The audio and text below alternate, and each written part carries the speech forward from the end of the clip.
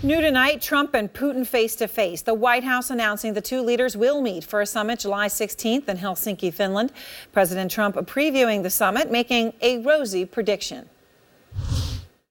We can all get along. It's going to be great. The world has to start getting along. And roughly 30 minutes before the summit was formally announced, Trump was saying what Putin wanted to hear, once again casting doubts that Russia meddled in the 2016 U.S. presidential election. President Trump tweeting, Russia continues to say they had nothing to do with meddling in our election. Where's the DNC server? And why didn't shady James Comey and the now disgraced FBI agents take and closely examine it? Why isn't Hillary Russia being looked at? So many questions, so much corruption. So let's be clear. Russian meddling in the U.S. election is not a matter of dispute or discussion. Period. I can't believe I actually have to say it. And yet, when the President of the United States continually denies the reality and the facts, we are forced to repeat them and to show for the umpteenth time that President Trump's own intelligence chiefs not only fully concur with the formal intelligence assessment that Russia interfered with the election, but that Putin is going to do it again. I participated in that 2017 work. I stood by it then. I stand by it now, and I agree with Director Pompeo. This is not going to change or stop. General Ashley. Yes, it is not going to change, nor is it going to stop. Throughout the entire community, we have not seen any evidence of any significant change from last year. It happened, and it's happening again. And yet the president, of course, continues to suggest he's taking Putin's side. And as he questions whether Putin meddled in the election, today on Twitter, the Deputy Attorney General, of the United States says that collusion with Russia when it comes to the Trump campaign is not off the table in the Russia investigation. Do you believe, as Donald Trump indicated, that the investigation of which you have read, the Inspector General's report, has vindicated Mr. Trump as relates to collusion with Russian agents, as he indicated? Or is the investigation ongoing? There is an ongoing investigation, yes. And it's not concluded? Correct. Out front now, the political editor for the New York Times, Patrick Healy. And Patrick, I said that with frustration because at this point I don't understand how anybody can't have frustration, right? You can think whatever you want to think. You can think the investigation should have ended ages ago and there was no collusion. But to deny Russian meddling in the election and to deny that it's happening again is frankly absurd. And yet the president did it again today, as he called the FBI all sorts of names.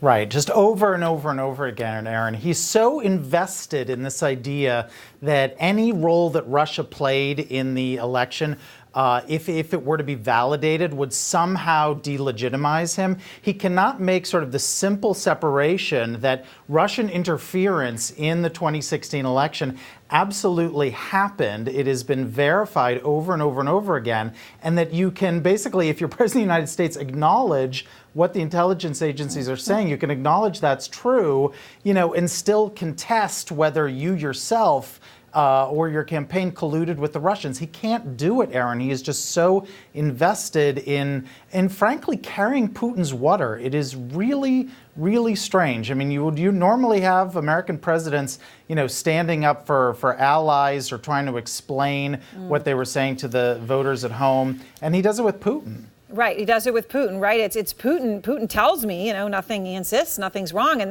that's what he said, the last time, remember when he met with Putin on the sidelines of the summit last summer, right?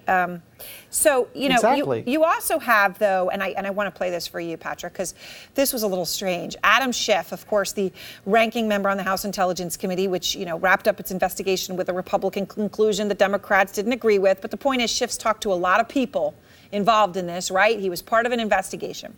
Today, he suggests that Russians laundered money through the Trump organization. And that is why the president is seen as soft on Russia. It was a pretty incredible thing to come from a sitting congressman. Here's what he said. One of the things that I think needs to be investigated by the special counsel, by the Congress, is whether the Russians were laundering money through the Trump organization. And this is leverage they're applying to the president of the United States. That would be far more compromising, in my view, than any salacious video. Do you think that he would raise that just willy-nilly? I mean, or does he have a knowledge that's causing him to raise that? Yeah, we don't know what he's basing that on, but that is a pretty that's a pretty powerful charge. And right now, the reality is we only know so much about what Mueller is investigating. I mean, there may be other dimensions to it. Money has certainly been one, but laundering that's a big charge. I mean, Adam Schiff has been out on this, but we don't know that to be true. We don't, and of course, obviously, coming from him, it does take on great significance. Right. One would hope he wouldn't come out and raise something like that unless he had information to somehow substantiate it. Thank you so much, Patrick. Thanks. And tonight, President Trump privately polling aides and outside advisors on possible successors for his chief of staff, John Kelly. There's a dinner the president had this week that could shed some real clues at who Trump is looking at. Chief White House correspondent Jim Acosta is out front. Jim, Kelly, I think some are shocked that he's even been there as long as he has, given this, where we are with their relationship. What are you hearing? Well, Aaron, the discussion has been for some time that he would stay on for a year. He came on board around this time a year ago. It was the end of July last year. But what we're hearing at this point is that, yes, there is a discussion, a renewed discussion about a replacement for the Chief of Staff, John Kelly. And we're told a couple of nights ago over here at the White House, the president had dinner with Mick Mulvaney, who is the director of the Office of Management and Budget, and that the subject of the job of Chief of Staff did come up. He was not offered the job, but it did come up. And so that's obviously going to fuel speculation that perhaps he's looking at Mick Mulvaney. The Vice President's Chief of Staff, Nick Ayers, apparently his name has also been floated as a possible successor to John Kelly. Now, the White House was asked about this earlier today, Aaron, and the Deputy Press Secretary, Lindsay Walters, says she talked to the president about this personally, and that he said there is no such conversation going on, and that he described it as fake news. But of course, we're hearing that the subject did come up the other night at dinner here at the White House with Mick Mulvaney, so stay tuned. There have been a lot of things described as fake news that have been anything but, so it's sort of a meaningless term, yeah. But when it comes to this, I guess the question is, you can understand why a lot of people would want this job, right? They want it maybe because they like the president, they want it because they like the prestige, whatever, all sorts of reasons. But the president doesn't necessarily always treat these people well. Is that giving anyone pause?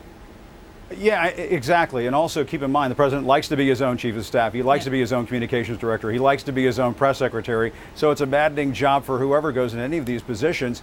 But Mick Mulvaney is seen as somebody who keeps the trains running on time, and that might be somebody the president needs. Aaron. That might be exactly what he needs.